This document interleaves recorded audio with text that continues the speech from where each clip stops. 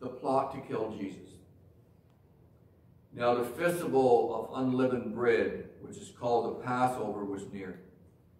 The chief priests and the scribes were looking for a way to put Jesus to death, for they were afraid of the people.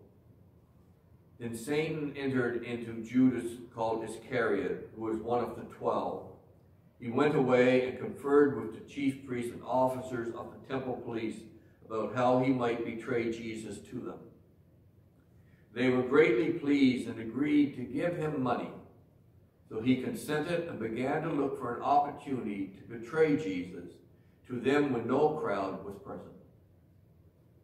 The preparation of the Passover. Then came the day of unleavened bread, on which the Passover lamb had to be sacrificed.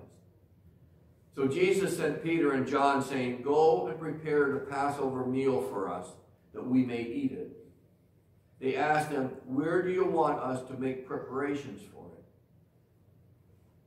"Listen," he said to them, "when you have entered the city, a man carrying a jar of water will meet you. Follow him into the house he enters, and say to the owner of the house, 'The teacher asks you, where is the guest room where I may eat the Passover with my disciples?'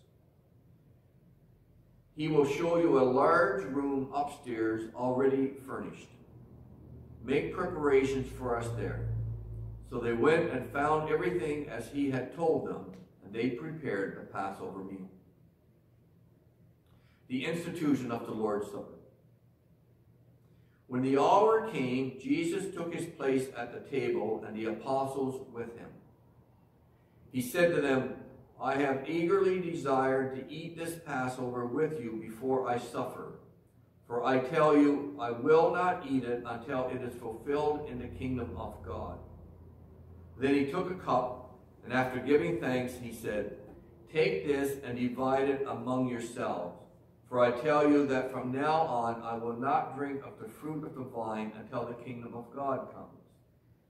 Then he took a loaf of bread, and when he had given thanks, he broke it and gave it to them, saying, "This is my body, which is given for you. Do this in remembrance of me." And he did the same with the cup after supper, saying, "This cup that is poured out for you is the new covenant in my blood. But see, the one who betrays me is with me, and his hand is on the table. For the Son of Man is going as it has been determined, but woe to the one by whom he is betrayed." Then they began to ask one another which one of them it would be who would do this.